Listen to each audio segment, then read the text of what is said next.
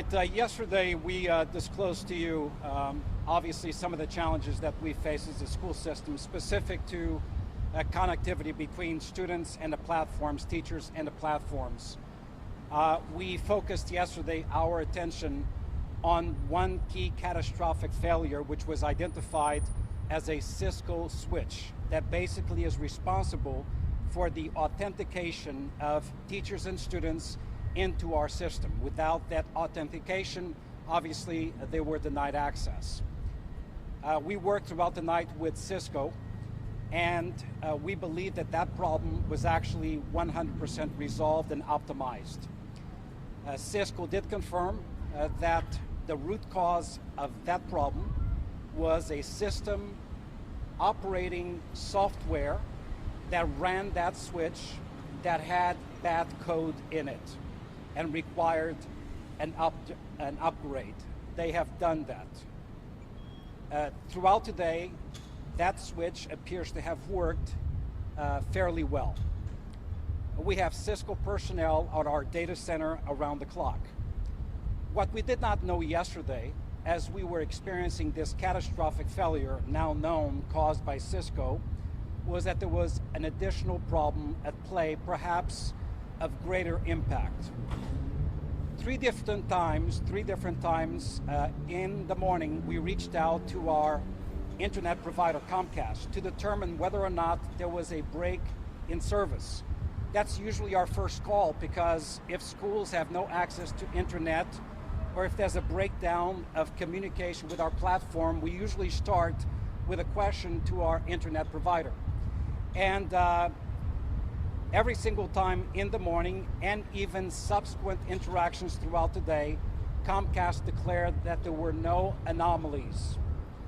Well, Comcast has released a statement, and we have the statement, but they will be releasing it to you as well, that in the shadow of this catastrophic failure by Cisco, there was a simultaneous cyber attack taking place utilizing Comcast, basically depriving our students and our teachers from accessing not only the platforms, but even dateschools.net.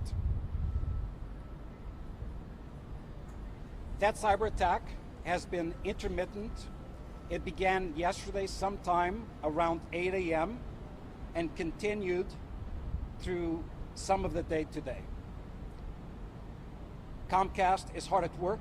There are mitigation strategies, and part of our contract with Comcast is actually specific to the identification and mitigation, once it is declared, of that cyber attack. The cyber attack is a felony. It is actually known as a DDOS attack, a distributed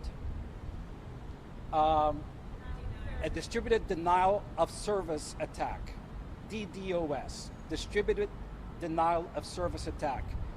In simple terms, there are individuals with ill intent who want to disrupt communications in an organization, and they will use a nation or an entity, usually through the dark internet, and send literally millions of packets of what servers or entities think are individual IP addresses, entities. Those entities then begin competing with the legitimate students and teachers. The result is a critical bottleneck where nobody gets in. Usually the attempt of a DDoS, of this type of cyber attack, is actually to penetrate our cyber wall. We're happy to report that even though it succeeded through Comcast, our cyber wall held. There was no penetration into our systems, but the bottleneck outside prevented students and teachers from coming in. Once we confirmed that, in fact, this morning, after interactions with Comcast, and Comcast not acknowledging yesterday that there was, in fact, a disturbance, an active disturbance happening with the internet access impacting Miami-Dade County Public Schools. That was, however, looked at again today, and by 3 p.m. today, Comcast fully admitted and apologized for their actions or inactions despite what we had detected. Early this morning, we brought the FBI, the Secret Service, the Office of School Security at the state, and the Florida Department of Law Enforcement alongside school police to our data center. We are now on an electronic pathway on a journey to identify the perpetrator.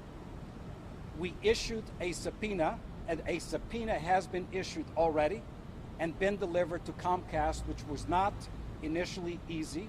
We had to determine who to deliver it to, but Comcast has received a subpoena for all of the records that the federal agencies and our law enforcement entities will need to determine the origin and the identity of the perpetrator. These DDoS attacks are complex and they are not unknown to us. The last significant time that we dealt with one was during an assessment time when we were for the first time assessing the new standards, when we were moving beyond FCAT. It was the very first time that the state was doing online assessment. I remember Miami-Dade and other districts were hit with DDoS attacks. The same thing happened. They succeeded in blocking the entryways into our system by congesting them, but they were not able to penetrate the sanctity of our servers. So our firewall held, as it held today.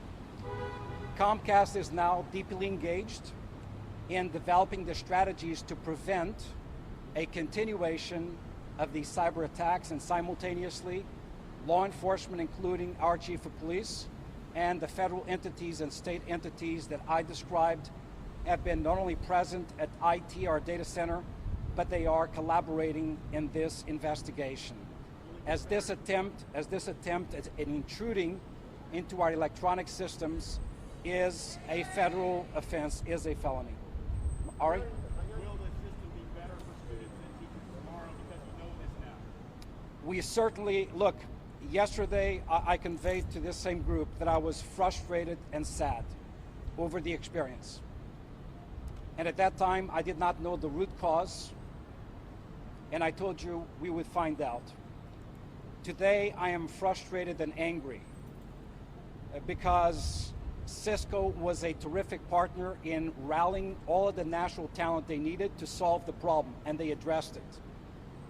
But I am not only frustrated, but angered over the fact that in the shadow of this problem, there was a malicious attempt, malicious, well-orchestrated, complex attempt at derailing, destroying the connection which is essential for our students and teachers.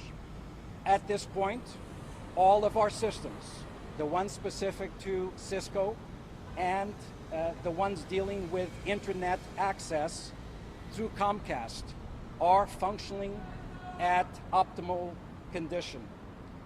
I cannot promise you that another DDoS attack will not take place sometime tomorrow morning, but Comcast has assured us that they have the resources, the capacity to deploy mitigation strategies. They do not disclose what the mitigation strategies are because we would be announcing them to the perpetrators of these attacks.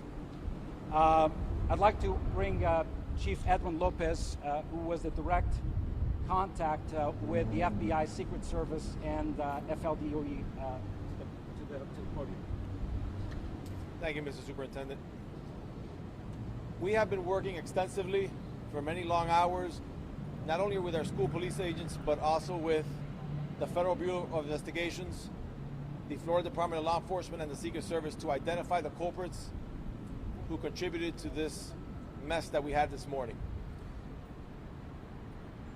It goes to show you that whether we are dealing with an active assailant on campus or we're dealing with a cyber attack, there is not a 100% certainty to prevent these types of incidents.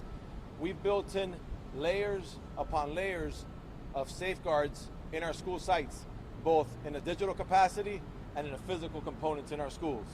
And still, when there are individuals or entities in the public that wish to do harm and wish to disrupt the learning environment, it makes it very difficult for our law enforcement officers to be prepared for that. However, in working with these agents, we have built an electronic roadmap digitally going back to identify the source of the attack.